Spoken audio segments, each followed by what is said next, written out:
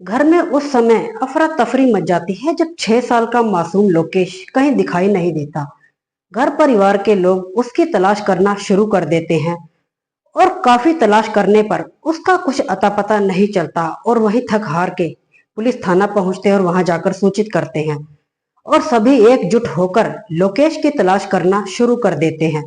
और काफी मशक्कत के बाद लोकेश का शव एक पुराने खंडर मकान में तूड़ा में दबा हुआ मिलता है। घर परिवार के लोग जब शव को देखते हैं तो उनका रो रो कर बुरा हाल हो जाता है, चीख पुकार मच जाती है। दोस्तों, आज की कहानी एक ऐसे शख्स की है जिसे सुनकर आप हैरान हो जाएंगे, सोचने पे मजबूर हो जाएंगे। दरअसल 6 साल के मासूम की हत्या करने वाला कोई बाहर का नहीं, उसका सगा चाचा मनोज होता है।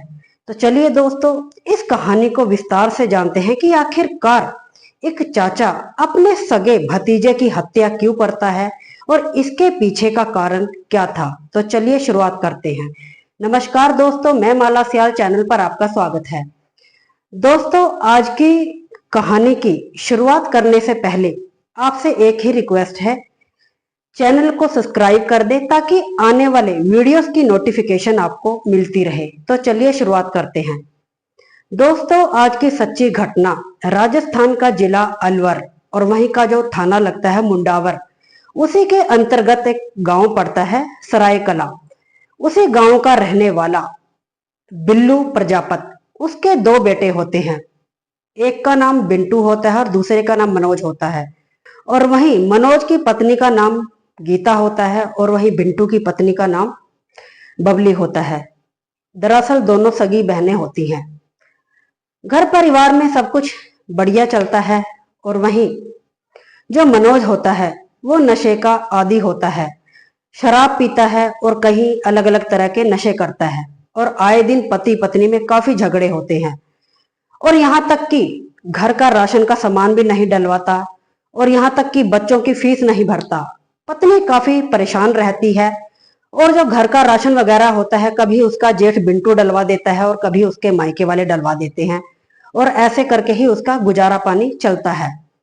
और वहीं पत्नी इतनी परेशान हो जाती है और बोलती है, अगर तुम्हें नशा करना है तो करो, लेकिन मुझे कम से कम घर का राशन पानी तो डलवा के दो, बच्चों की फीस तो भरो, इतना तो करो।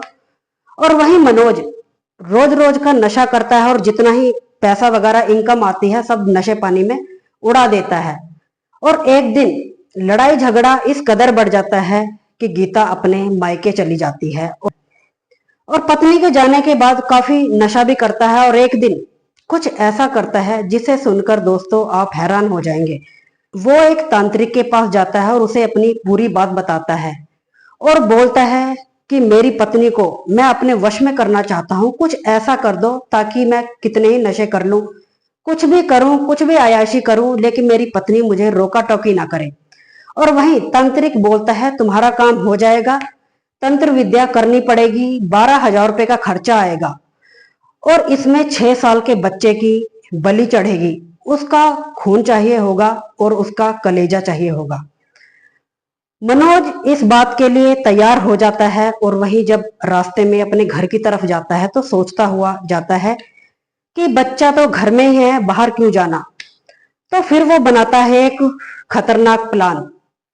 जब वो घर पहुंचता है, अपने मासूम जो भतीजा होता है लोकेश और उसकी एक बड़ी बहन होती है, दोनों बहन भाइयों को 200 रुपए देता है और बोलता है कि एक बीड़ी का बंडल लेके आओ और कुरकुरे वगैरह भी लेके आओ।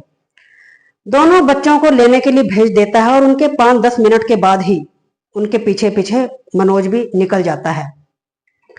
और वहीं जो उसकी बहन होती है लवन्या, वो तो घर पे आ जाती है और जो मनोज होता है वो लोकेश को बाहर ही रोक लेता है और एक पुराने खंडर मकान में ले जाता है और उसकी गला दबाकर हत्या कर देता है और इसके बाद इंजेक्शन से उसका खून वगैरह भी निकाल लेता है और वहां से तूड़ा में दबाकर उसके लाश को चला जाता है। और जो तांत्रिक से उसकी बात हुई होती है वो होती है 19 जुलाई शनिवार को, कि शनिवार को उसका जो कलेजा होता है वो भी निकाल कर लेके आना है।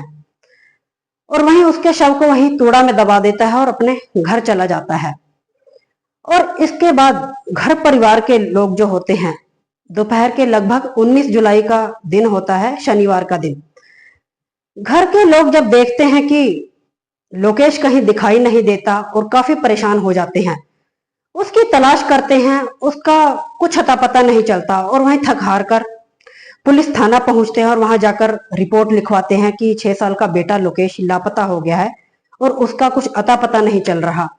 और आसपास के जितने भी गांव होते हैं, 3-4 गांव होते हैं, कम से कम 200-300 लोग और यहाँ पुलिस सभी मिलकर लोकेश की तलाश करना शुरू कर देते हैं। और काफी मशक्कत के बाद लगभग 19 जुलाई को रात के कम से कम 9-9:30 बजे लोकेश के शव को तलाश कर लिया जाता है। उसका शव एक पुराने खंडर मकान में तूड़ा में दबा हुआ मिलता है। लोकेश के शव को बाहर निकाला जाता है और पोस्टमार्टम के लिए भेज दिया जाता है और वहीं पुलिस छानबीन में लग जाती है।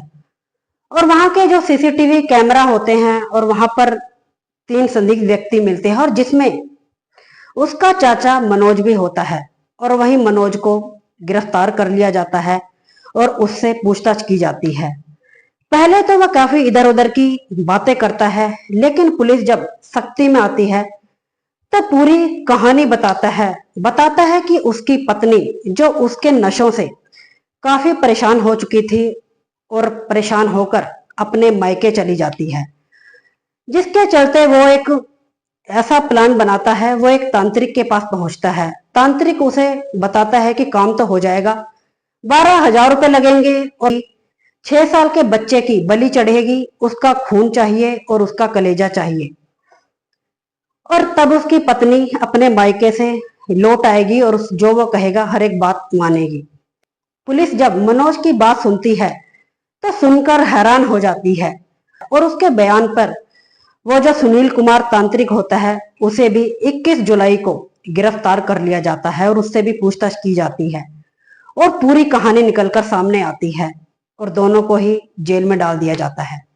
तो दोस्तों, आज की कहानी के बारे में आपकी क्या राय है, कमेंट सेक्शन में जरूर बताइएगा। दोस्तों, आज की घटना कहानी सुनाने का उद्देश्य किसी का दिल दुखाना या किसी को परेशान करना नहीं है, बस आपको जागरूक करना है। तो ये कहानी कैसी लगी कमेंट सेक्शन में जरूर बताइएगा। ऐसे ही और सच्ची घटनाओं को जानने के लिए मेरे चैनल को सब्सक्राइब करें।